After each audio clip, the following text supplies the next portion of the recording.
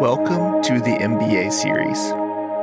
This is a special multi-part series within Next Economy Now. We are going to review the arc of the learning journey that is presented in the Next Economy MBA online course. We are open sourcing the content from our course and hope to share it in this shorter, bite-sized format. We are launching this series because we were asked to do it by listeners like you. We're also doing it because we are writing a book entitled The Next Economy MBA, Redesigning Business for the Benefit of All Life, which will be published on May 23rd, 2023 by Barrett Kohler Publishers. This is a sizable series. There will eventually be 18 podcast episodes of course content and 9 interviews with MBA alumni. We will be rotating every other week with our normal Next Economy Now interview format. We hope you enjoy it.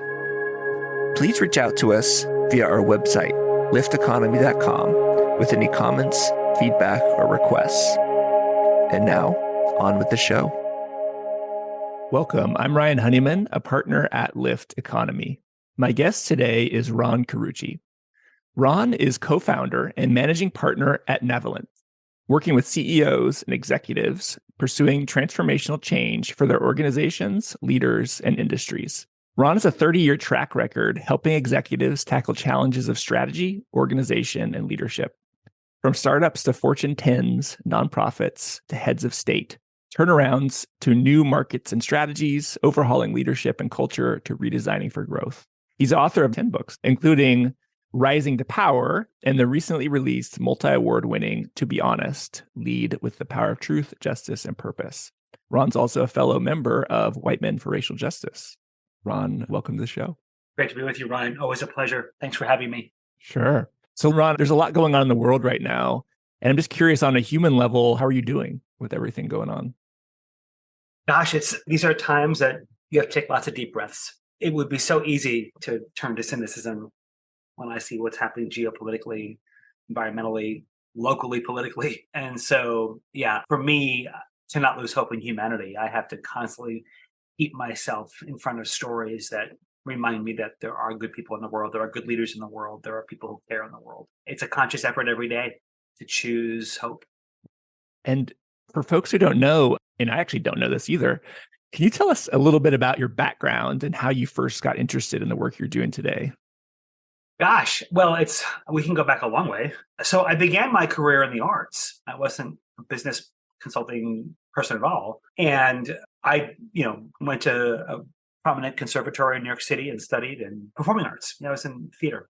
And I began all these great jobs in New York City. And my friends would say, wow, what a great gig. How'd you get that? And I'd be thinking, I have to do the same thing 8 times a week for how long? And I was sort of quite ashamed of that struggle. I couldn't possibly admit that I was doing something that I trained for and wasn't really enjoying. So I figured I must be the problem. So I left New York City, went on the road, and I thought, well, maybe being part of a rep company where there's a lot more variety, a lot more work, maybe I won't be as bored. I'm happy to work for a company that had contracts with the U.S. State Department and military in Europe. So I lived in Europe for 3 years. And so they had contracts to use multimedia and arts to teach and train. And so that's where I first got my taste of being in front of people beyond reasons of just performance, but for actually engagement. And these are days long before the words diversity, equity, and inclusion ever appeared on anybody's lips. But had those words been around, the workshop we were doing, we were in the chapel at Dachau. So, and there was Germans and Americans and civilians and military, quite a mixed group. And it wasn't lost on anybody that we're in this building of love located on this place of hate, doing the work, our training. And a young soldier close to my age stood up and we're processing the material. And he said, I'm really just so tired of being trained to hate. And I remember thinking, I was trying to stay focused, but I kept thinking, wait, how did something we do up here make him think that? And I just became fascinated. So we finished the conversation, finished the workshop. And I approached him. I said, I'd love to learn more. Do you want to go, it's Munich? Do you want to get a beer? And we stayed out really late. I just listening to his story and listening to his struggles and what the material meant to him. And I remember walking back home that night. And I don't know that this was as conscious as it is now, but I'm thinking, telling great stories is very interesting, but engaging people in their story, that won't ever get boring. And so I moved back to the United States and found out there's actually a whole industry that does that. I wasn't discovering anything new. And so I turned a corner toward behavioral sciences and got more training and began my career as an organizational psychologist and have never looked back and have never been bored since. And what year was it when you were in Germany doing that? Oh my gosh. Like 1985, 1986, mid 80s. This is like pre-Berlin Wall. Just pre. Like that was 89. So like just a couple of years before. You could tell people were giving up. So in our preparatory tour, we went up the East German border to talk to some of the guards and some of the folks who guarded there to get their input for the workshop. And I remember looking across multiple layers of barbed wire and seeing East German soldiers and thinking, I've seen my first communist. And one of the guards said to me, they're pretty much just like us. At night, we open the gates, we play soccer with them. And I'm like, what?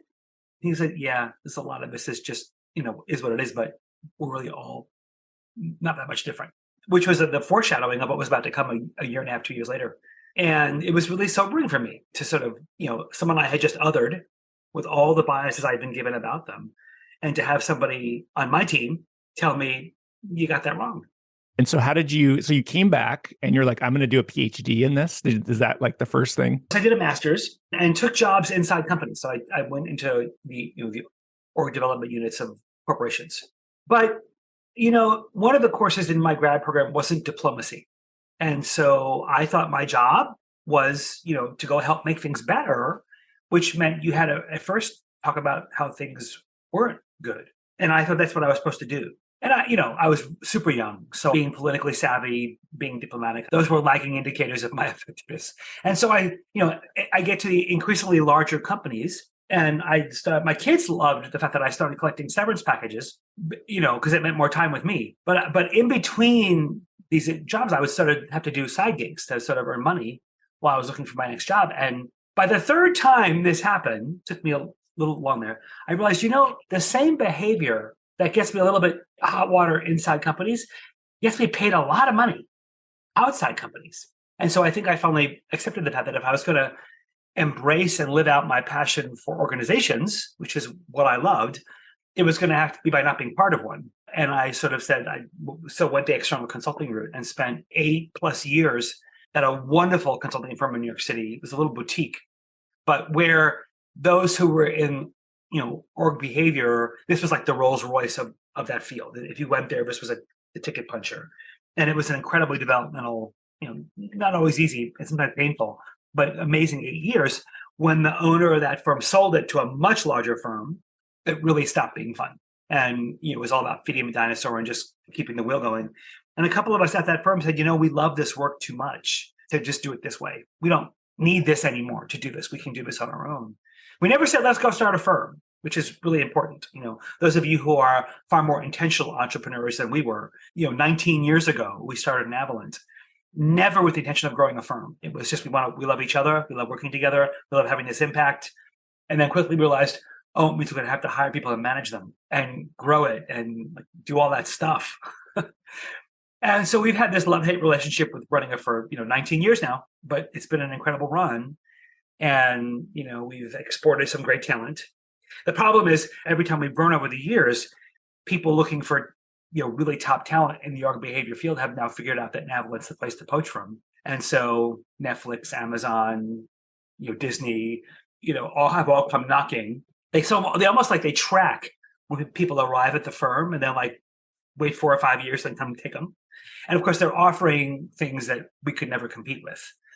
And so it's hard when they go, but they always come back and tell us, I didn't realize how much I learned and how much I grew and what I gained until now. And I see what it is everybody else is not doing. And so when you went into organizations, maybe in the earlier days, where was your focus? What were you trying to help organizations with? It was a variety of things. It was changing culture. It was developing leaders. It was designing more standardized, scalable organizations.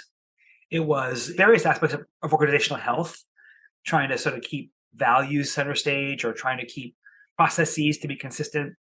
A whole host of organizational interventions to try and advance performance of some kind or to fix performance shortfalls of some kind. And then to be honest, and some of the purpose-driven, can you talk about that book and like what you found, maybe some of the key takeaways from your research? So it's based on a 15-year longitudinal study of 3,200, a little more than 3,200 leaders, based on interviews we'd done over that time period. And the goal was that this one wasn't a book. At the 10-year mark, we did a 10-year study on this from that data to write Rising to Power. That was a very deliberate intention to solve a very particular problem of executives. We've known for more than 20 years that executives who rise up in organizations, more than half of them fail within the first 18 months. And so we wanted to figure out why is that okay and how do we solve for that? And we did. So fast forward a bunch of years, we thought, I wonder what else the data could tell us. At the time, we were using some really cool artificial intelligence at the time, IBM Watson, very, not ChatGPT, like really sophisticated statistical analysis, SSRI kinds of technologies to read and make meaning of the data. And so we thought, well, our mutual friend Dory said, why don't you ask, if the data is so intelligent, the technology is so intelligent, why don't you ask it what you should be asking it? And so we fed the data in. What do you see? What are you reading here? And the technology returns what they call drill sites. Like, here are some interesting factors that seem to be loading on each other. And one of them was truth-telling. One of them was honesty, truth-telling, and like doing the right thing. We thought, ooh, that's interesting. Let's go dig there to see, we thought, well, gosh, if you could predict the conditions that bring out people's willingness to say the right thing and do the right thing and serve a greater good, and what conditions would also cause them to go to the dark side and, lie, cheat, and serve their own interests first. That'd be cool. So we churned the data a bunch more times and indeed did find 4 statistically significant factors that, in fact, did separate the wheat from the chaff, did, in fact, predict what would bring people to their best or worst behavior. So the goal was to publish the research, and that was it. But the goal wasn't a book. But then people would start coming asking us things like, wow, could you write about the Wells Fargo case through your 4 findings? Or could you what were the 4 findings? So let me get to those in a minute. Okay. Yeah. Or could you reverse engineer college admission scandal through your, which, that's about as enjoyable as a proctology exam. And who wants to do that? But we did a couple, and sure enough, the data worked. But I thought, well, did we find 4 things here that nobody's doing? That would suck. What if nobody's actually behaving this way? Then what's the point? So I started to go look, found my way to people like you and others. And then the world is teeming with examples of leaders who are actually living these things out. That's when I said, oh, okay, that's a book I want to write. I want to tell their stories. I want to talk about the heroes, not the villains. And so that's when, to be honest, was actually born as a book, when there was a reason to actually want to talk about the good folks. So we found 4, there were 6 or 7 different factors you could have, but we picked the 4 that were statistically the most significant factors. One was what we call the clear, consistent identity. Be who you say you are. So we all have claims about our companies, our mission, vision, values, purpose statements, brand statements. And turns out when those words and the lived experience of your employees match, you're 3 times more likely to have people be honest and tell the truth. Honesty as defined by truth, justice, and purpose, meaning that the neuroscience sort of informed this. Our brains don't process honesty as a character trait. It's actually a muscle. And it's closely aligned with not just saying the right thing, but doing the right thing, and saying and doing the right thing for the right reason. Right? So truth, justice, and purpose. If the lived experience of your employees contradicts those words, meaning you've now institutionalized duplicity, you've said, hey, so around here, it's okay to say one thing and do another. So the statistical models work both ways, right? And so you're now 3 times more likely to have people lie and cheat because you told them that's okay. The second factor was accountability. So the way we talk and measure contribution of people, if those processes are seen as fair or just, meaning that I have as much of a chance of succeeding as anybody else, no matter who they look like, and if they're dignifying, meaning that my work is being honored as my work. And when that's the case, you're 4 times more likely to have people be honest. But if those processes are demeaning, demoralizing, if I feel like I'm a cog in your wheel, if I feel like I'm nothing more than just a leveraged piece of, whatever to your ends, then you're 4 times more likely to have me be dishonest. Because in order for me to be seen and known, I have to embellish my accomplishments. I have to hide my mistakes. The third is transparency. So how you govern the organization. So if the way decisions are made, if I walk into a room with people in it, often referred to as a meeting, and what's happening in that room is an honest exchange of ideas. The person in the front of the room is offering a very balanced point of view on whatever their challenge you're facing or whatever opportunity you're considering. And if I were to offer a point of view that different from the one in the room, I would feel welcome to do that. Welcome to do that.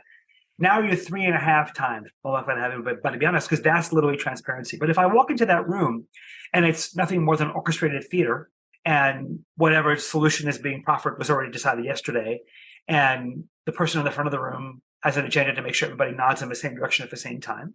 And the last thing you want to hear from me is a point of view that differs from the one that you're trying to lead people to.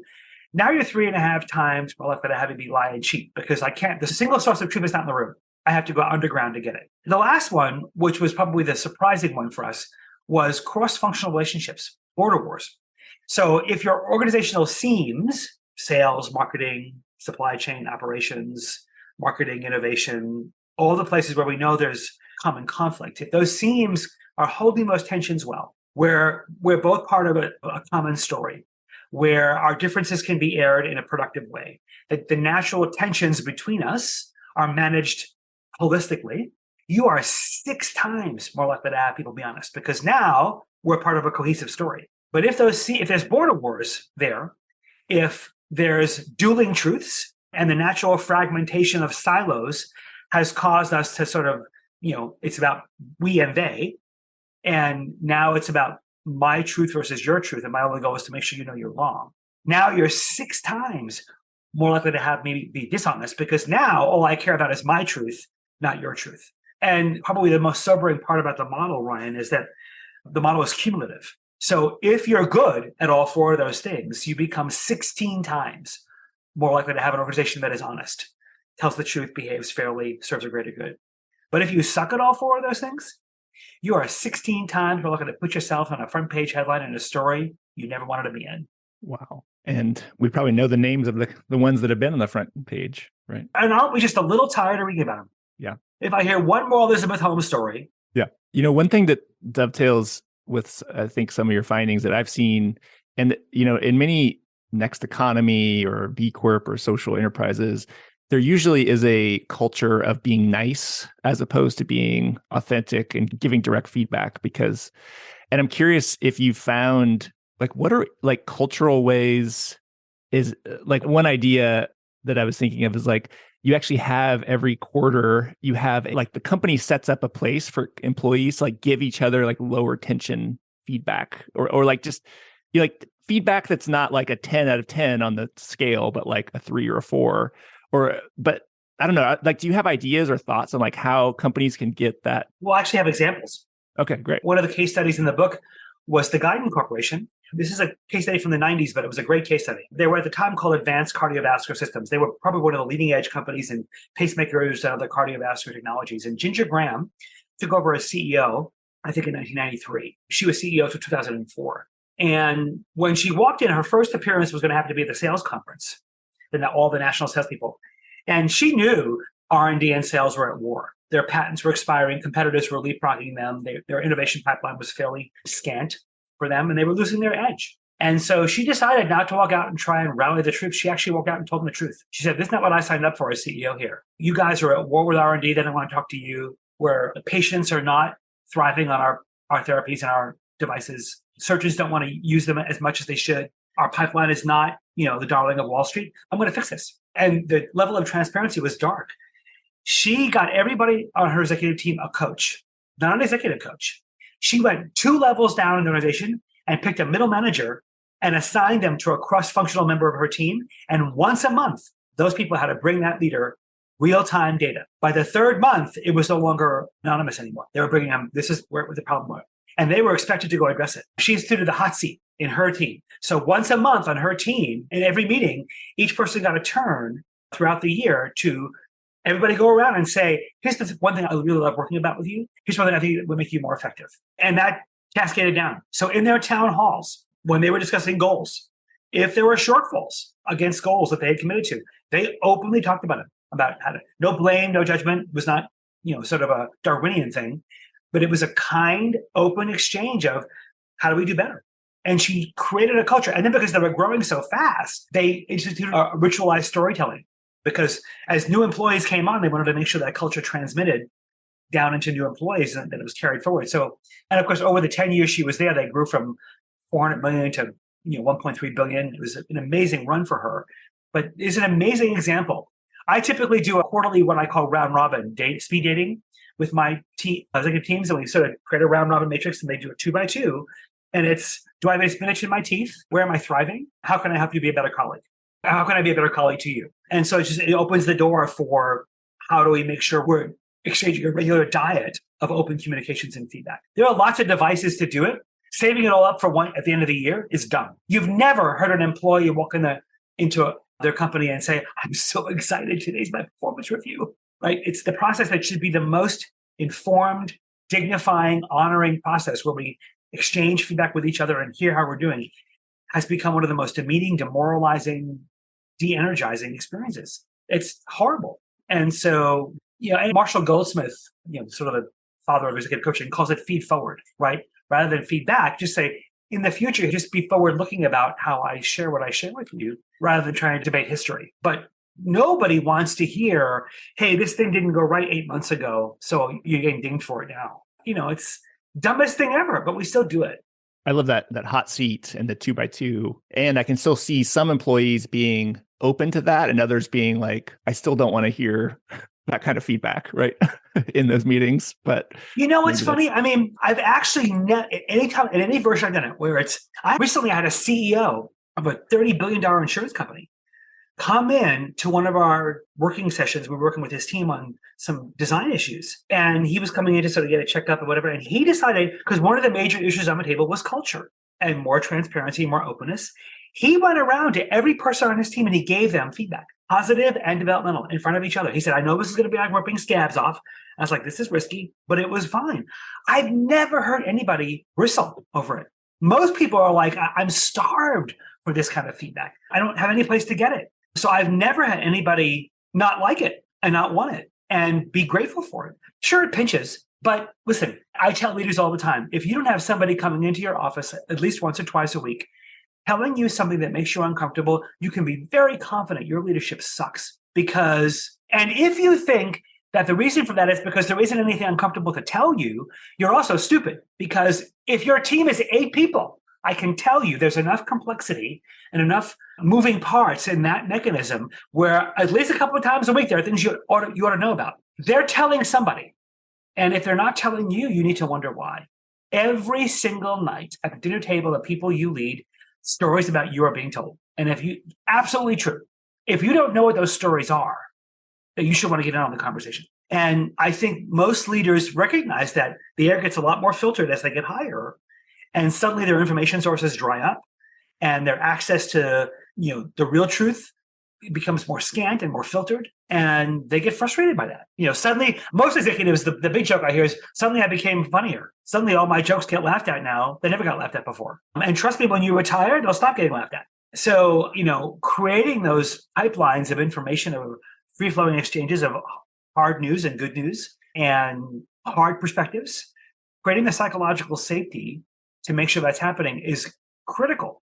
Otherwise, you're just flying without radar. When you're thinking about working with clients, like let's say Shell Oil or like a company that's maybe not doing great for the environment, or how do you think about like, who am I going to help build their culture? But like maybe that culture's efficiency makes them like better at extracting oil or something, like how do you sort of balance those larger components with how you choose to work? So first of all, there are some clients I won't take on. There are some industries I just don't work in.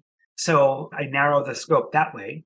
Working with an organization that's located not in the United States right now, big chemical company, and lots of organizational challenges. We're just beginning the journey with them. And, I sort of toggle between what is it I'm here for. And when we as a firm choose to take those clients on, it's in the hopes that we can influence things obviously beyond what we've been asked to do. I think there are companies out there for whom there are very sincere desires to be much more environmentally, more than friendly, but more environmentally conscious and good stewards than the products they make are inviting them to be. And they really are genuinely wrestling over a longer arc of a story to transition. And then there are companies for whom it's nothing but cosmetic performance. And the latter are pretty easy to spot. Just show me the P&L, show me the budget, show me this, show me who's on the team, show me whose teams they sit on, whose meetings they're not invited to, and I can quickly tell you which I'm dealing with. If it's the former, and they really are genuinely wrestling competitively with how they, on a longer arc of a story, become more responsible, I'm willing to help them on that journey, recognizing that I'll be a small stop on the train on a multi-decade journey. But if I can make that journey better or accelerate it or a little, drive the convictions a little further, I'm glad to do that. But I reached a point, it's part of the reason you and I met was because we both shared the same coach. And I hired Dory because I was really sort of done with the sociopaths. Like I really had hit a wall and just couldn't work with those people anymore. And I felt like I had a sign on my back that said, psychopathy welcome. And that's all that was coming to me. And I didn't understand why, but that's not who I just didn't want to work with them anymore. And so, a little over 8 years ago, began the transition to be much more selective and more proactive about choosing the clients I wanted to work with for the reasons I wanted to work with them. And I think, at Lift Economy, we kind of talk about there's like the 2 loops cycle. So there's like a hospice and need to like hospice out, some of the old practices and then also midwife in some of the new practices. And, so I also mentioned at the top that we're both part of White Men for Racial Justice. I'm curious, I've never heard your sort of awakening story to not just it being like, oh, I'm a nice person who's not racist to like, holy shit, this is like really deep for me. What's like your story with like that? And I, honestly, every Tuesday night, there's a little bit of a bow of my head and prayer of thanks for you for introducing me to this community. But it was years ago. I was walking into the bank in my town when we actually went to banks, and a gentleman walked. So we headed in, he went in before me, and I could see, when some banks will hire those like long retired people to sort of be greeters at the door. So this woman, probably in her early 70s, was there being a greeter. And I could hear her say to him, "Hello, sir, welcome in. Do you have an account with us?" And he said, "Yeah." And then she gestured for him to go to the teller line. That was odd, but I was ready to justify my visit. She said, "Hi, sir, welcome in." And she ushered me along. I was like, why didn't I have to qualify myself? And I looked ahead, and it just, this wash of like squeamishness and coldness and sweaty came over me as I realized what had happened. His skin color was different than mine. And that's why he was asked. I just was sickened. I just couldn't believe what I had seen. And I hurried up, got behind him, and I just gently put my hand on his shoulder and I said, "I'm so sorry." Because I could see his head going down and like shaking his head, whatever. I think he was shocked that I even noticed. And this is long before racism and inequity has always been a sort of a byproduct of my faith. It's a part where my convictions come from, but had no place to talk about it. Yet there were not. There were some faith communities doing racial reconciliation work, not always well, but trying. But I didn't have any sustained place to care about that. And when I finished my little teller, whatever I was doing, depositing, whatever, this was not my finest moment, and it wasn't very effective. But I went to the manager of the branch. He was not unclear what I was upset about when I left. And do I think do I think her intentions were fine? Sure. But she's 73. Whatever. It didn't matter. It happened. And it needed to to make sure it never happened again. But it just haunted me. Like one of my first thoughts was I actually went in the car and I actually got really emotional and thought, have I ever done something like that to somebody? I'm sure I have. I don't even know when, but I'm sure I have.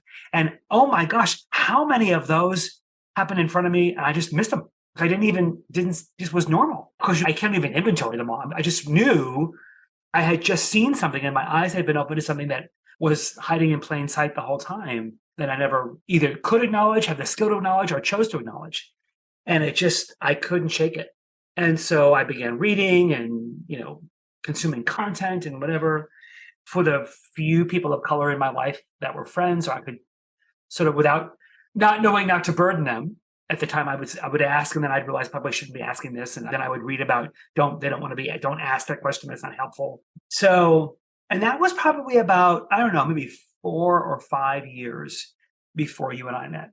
So, went from unconscious caring to conscious, concern and now a much more active, pursuit of change and recognizing how, as a white male, the opportunities and the responsibility I have, because I played a disproportionate role in creating the problem, I have to play a disproportionate role in helping resolve it. How does it sort of influence your work? Like, how does WMRJ influence like what you do now in your day to day? I am very conscious when I take on clients of color. Many I take on as pro bono because I want to champion their voices or help them, be more effective in the worlds they're in. I mentor a number of young coaches and also thought leaders of color to help just coach, guide, mentor, accelerate their influence in the world. As a firm, we take on pro bono clients. Black Lives Matter Boston was a pro bono client, or it still is. So, and I actually, it has become a really rewarding thing to be able to talk about with paying clients of color, executives I coach or do org design or change work for, becomes a real part of how I want to be supportive of them and let them know that I'm an ally in training. But while I'm going to be learning from them, but I also want to be supportive of them in ways, however I can be. And that's been a really meaningful part of those relationships. I'm learning to bring my thought leadership to that's been a much more anxiety provoking, but in a good way process. So have written and published. In fact, I'm waiting right now. Zoe and I co-authored an article in HBR that I'm waiting to come out soon. It was anxiety provoking to create it and write it. And it's taking much longer than most of my pieces do, which has made me really anxious. I think it's just, I'm trying not to attach all kinds of meaning to that, but it's hard not to, because it's the most personal. It'll be the most personal piece I've ever written. Well, certainly about this topic anyway. And so its importance to me is much higher. I've been writing for HBR for, almost 9 years and have never had a piece rejected by them. And I wasn't looking for this one. Well, and I thought the pitch, when I pitched it, this might be my first one. And HBR came back and said, we see that you have something to offer. We want to support you, but here's some things we'd like you to do differently. And they wanted me to, make sure I included Black voices or co-wrote it with a Black author, which I thought was a brilliant idea. And so then I was thrilled when Zoe said yes. So, but the piece was, blending our voices was a wonderful experiment. So she comes up as a Black scholar and activist and passionate about this, and I come at it as a white guy. And so finding our way to a place, and for that brand, to write for that brand, was not easy. And so a week after we submitted it, waiting, she had her back, so she texted me, she goes, was too much for him, wasn't it? It's not. Are you currently waiting for HBR to respond still? Or yeah, so it's being edited. It's been the editorial process. But it's, usually my editor, it takes like a week, maybe a week and a half. It's been a month. And I checked with her. She just said, it's backlog. I'm busy. I'll get to it. Don't worry, whatever. So I'm not trying to be hyper vigilant in ways that aren't helpful, which is really hard for me anyway. But in this case, it's really hard because we actually ended up interviewing other white guys from WMRJ. So the piece is to help white men become better allies, teach them how to belong. It takes the social science look at, as white men, belonging doesn't come easy for us. Most of us are trained not to belong. Most of us are trained to not need others. And for all of the controlling of others' belonging that we have exercised, we have not learned to belong ourselves. And if you look at the mental health crisis facing white men, it's pretty significant. So we, in the piece, attach those things. We say these are related factors, and white men will tell you. We actually found this great study of white men and diversity and inclusion work, and who said, I don't feel included in that conversation. I don't feel invited to it. I don't feel welcome in it. There was one comment from a DEI executive saying, wait, they're already in charge of everything. Now we're going to spend our money on them? So, and yet you look at the wealth, the political control, the executive suite control we've had, empathy for white guys is not exactly the common posture, right? And so how is it we're meant to learn to belong if we don't have a place to learn to belong? And that's the central thesis of the piece. And so the advice is for white men. Here's how you can begin your journey to both become a better ally and also to learn how to belong. One is interrogate your socialization as a white male. Interrogate what you were taught about success and independence and control and dominance, and question whether or not those beliefs are serving you well. So we didn't pull any punches. Now, HBR has written about, they really are committed to anti-racism and what they've written about, but all centered on supporting people of color. They have one piece out last year on from a DEI point of view on how to help white men become part of the conversation. How to, Was that from Lily? Yes. Jang? Yeah. Lily Chang. And it was a good piece, but it was about white men.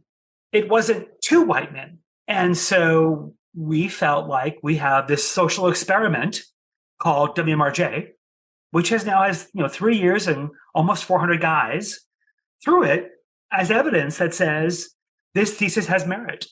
And rather than continue to have to lobby white men or cajole white men or appeal to white executives, maybe there's a different way to think about this. How about we just teach them to belong, including them as a place of belonging? So we'll see. I'm just waiting that it finds its way into the world. It will do its small part to help. My hope is that who it reaches, some of the white guys we interviewed in WMRJ, it's the same story, right? I was taught to be emotionally strong. I was taught not to be vulnerable. I was taught I don't need other people. One guy in his interview said, I would privately watch communities of color and watch the solidarity among them, how they supported each other, how they cared for each other, how they truly belonged to one another. And I'd be envious. I'd be like, I don't have any place to get that. One guy said, it was years ago on Father's Day weekend like this one, and his son had died earlier that year. And he said, watching everybody else around the office talk about their plans for the weekend, all the things that we're going to do and all the things, the barbecues, whatever. He said, I felt like I was invisible. It's like I wasn't even there. And he said, that was a very small taste of what people of color live with every day. And I think I wanted those stories heard. Because I think we're not going to convert the alpha male, whatever. But I think there are far more men like you and I, Ryan, who are privately struggling and wondering and wrestling, but have no place to do it, that I want this article to say, we see you. We know you're there. We see you. We understand. And you're not weird and crazy. And if it finds, 50 of them, it will have been worth it. I mean, whether or not they come to WMRJ, that's not my concern. That'd be great. But I want them to know there are others like them wishing that there was a place to be a part of this conversation in a more productive, belonging way. I love it. And if folks do want to join WMRJ, WMRJ.org. WMRJ.org. Yeah. There's a new foundations cohort beginning in September. This is the next one. There's one that's just finishing up now. The next one will be September. And we just celebrated our 3rd anniversary. Can you believe it? It's crazy. And lots of big, beautiful things on the horizon for us. So if you're a white male and you're curious and wondering about what role you can play to advance this conversation and learn more about your role in dismantling racism systemically, I think that, of all the many profound transformations that have occurred in my heart and soul in this journey, one was the sobering realization that to have racism, you don't need racists. And, which didn't let me off the hook anymore, right? And now I suddenly had to recognize, oh, wait a minute, me not being an active racist, even me being or learning to be an active anti-racist doesn't solve the problem. And so that was a cold glass of water in the face for me in a good way. But like I said, I cheer and applaud with gratitude that the world brought you and I together every Tuesday night, because had we not met and had you not said, I don't even know why, because I was interviewing you to be honest, and to tell your great story there. I don't even know how we got onto the story of racial equity. It was we just did. And you said, well, gosh, there's this group that just started last week. You should just come. And it was just the most, unassuming toss away conversation. And then the rest is history. Yeah. It's because I think when you say something to someone like, you should just try to check this out, 9 out of 10 people won't actually check it out. But you were the one, you actually did. And so I was like, I'm like, wait, there's other guys that want to talk about this? For 3 years, we've heard nothing but the same story. I thought I was the only one. I didn't know there were others. I can't, with my white guys at the club, or I can't, or I'm not sure it's the same story. And I think what everybody, when we were down in Montgomery, I was just checking the number of guys and how their peer support circles were going. And I mean, one guy said it well. He said, I came for the content. I stayed for the community. That I think the secret sauce we have found is we are teaching white men to belong. And they are tasting an experience of community and care and regard, both in giving and receiving, that they've never had in their life before. And suddenly they are realizing what it is we have deprived others of for so long. And now it's no longer this sense of duty or obligation that I help changed the narrative of racial equity. It's oh my gosh, I've been without it for so long because I made stupid choices not to know I needed it. I've intentionally worked to keep them out of it, and that sucks. And so it becomes this fuel for guys to get in the game, and it's really beautiful to watch. Well, Ron, we got to wrap up here. I'm curious if you want to drop anything upcoming, trainings or books or things you want to promote at all to put out to the world. If people are more interested in the research, they're at the website www.tobehonest.net. They can come see your. So one of the things I knew when we did all the interviews we did, many of whom I found thanks to you, we knew that the stories were going to be amazing and that there was no way we were going to be able to use it all in the book. So we videoed them all, and we developed a TV series called Moments of Truth. And it's a 15-episode, produced it like a TV news magazine show. It's got great graphics, and it's got great guests, and I've got co-hosts. And there's 15 episodes, and you can binge watch it in a whole weekend. But if you want to hear some inspired stories of leaders and thought leaders and organizations who are doing remarkable things in the world, and people you'd love to have as your boss, check it out at tobehonest.net. You can watch Moments of Truth. Well, Ron, thank you so much. It's been a pleasure. Always as a pleasure, usual. my friend. Always just love hanging out with you. Yeah. And so thanks. We'll maybe get you on again in the near future. Deal. Next Economy Now is a production of Lift Economy. To listen to all of our episodes, go to lifteconomy.com/podcast. That's LIFT economy.com/podcast. You can also sign up for our monthly newsletter at lifteconomy.com/newsletter. Please also rate and review our podcast on iTunes, Spotify, Stitcher, or wherever you get your podcasts. Thanks for listening.